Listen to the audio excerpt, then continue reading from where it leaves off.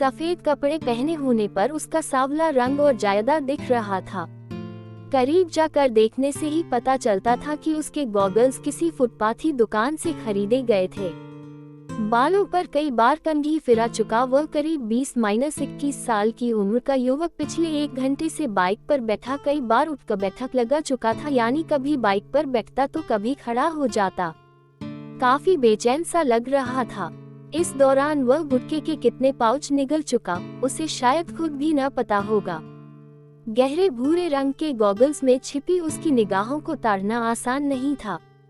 अलबत्ता जब भी उसने उन्हें उतारने की कोशिश की तो साफ जाहिर था कि उसकी निगाहें गर्ल्स स्कूल की इमारत के दरवाजे से टकराकर लौट रही थीं।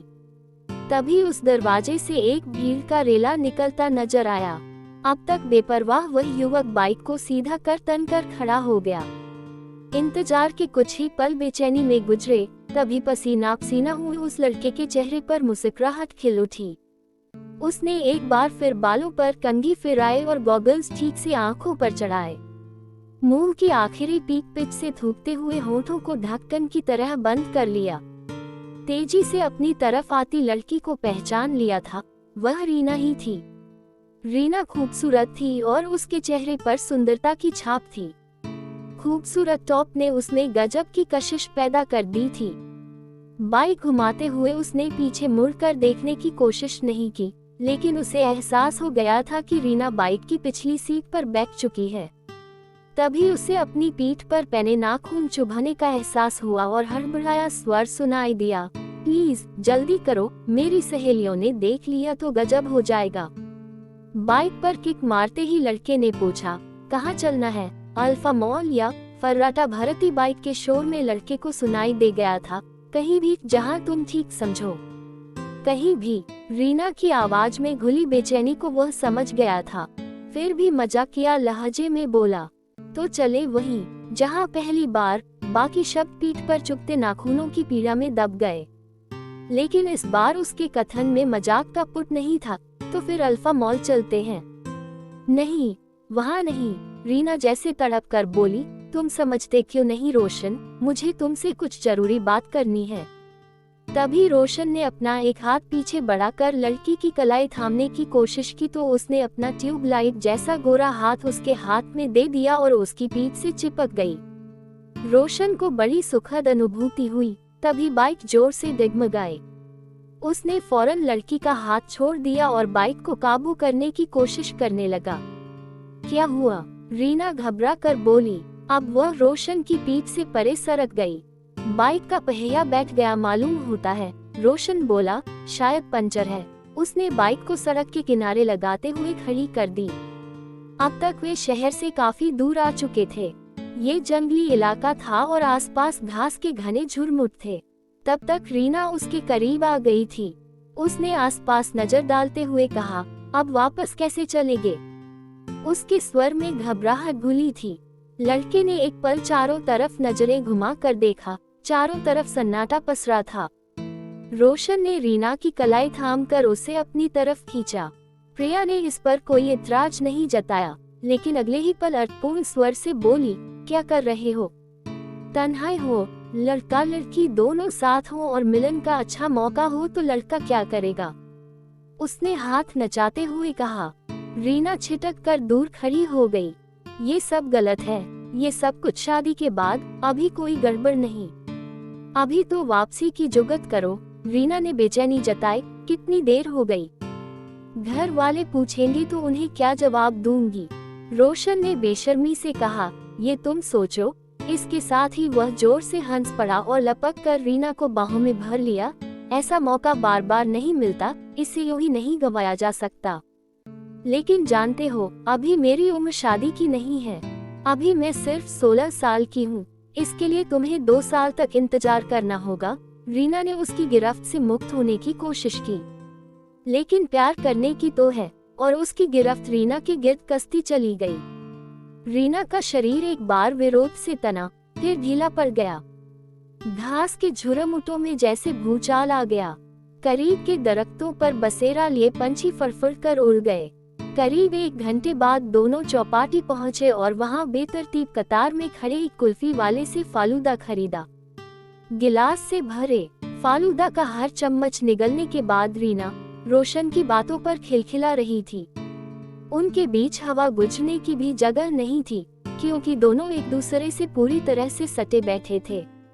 अक्षय कुमार बनने की कोशिश में रोशन आवारागर्दी पर उतर आया था और उसने रीना के गले में अपनी बाह पिरो दी थी, लेकिन इस पर रीना को कोई एतराज नहीं था। उसने फालूदा खाकर गिलास ठेले वाले की तरफ बढ़ा दिया। रीना के पास निकालने और भुगतान करने तक रोशन कर्जदार की तरह बगले झांकता रहा। उसने ऐसे मौकों पर मर्दों वाली तहजीब दिखाने की कोई जहमत नहीं उठाई। फिर रोशन और रीना वापस स्कूल के पास आ गए, जहां से रीना को पिक किया था। तभी दो युवक एक मोटरसाइकिल पर आए और रीना के पास आकर रुके। शायद ये रोशन के यार दोस्त थे। उन्होंने हाथ तो उसकी तरफ हिलाया, लेकिन असल में दोनों रीना की तरफ देख रहे थे। रीना ने उल्टी सी नजर उन पर डाली और दूसरी तरफ देखने लगी। उन्होंने रोशन का हालचाल पूछा तो वह उनकी तरफ बढ़ा और दांत निपोड़ने के साथ ही मोटरसाइकिल पर पीछे बैठे लड़के की पीठ पर धौल जमाया। ऐसे ही मूड बन गया था यार आइसक्रीम खाने का। भैया है यार, इस बार वह लड़का बोला जो बाइक चला रहा था।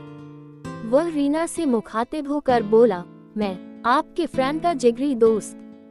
ये सुन रीना मुस्कुराई। उसके चेहरे पर आए उलझन के भाव खत्म हो गए।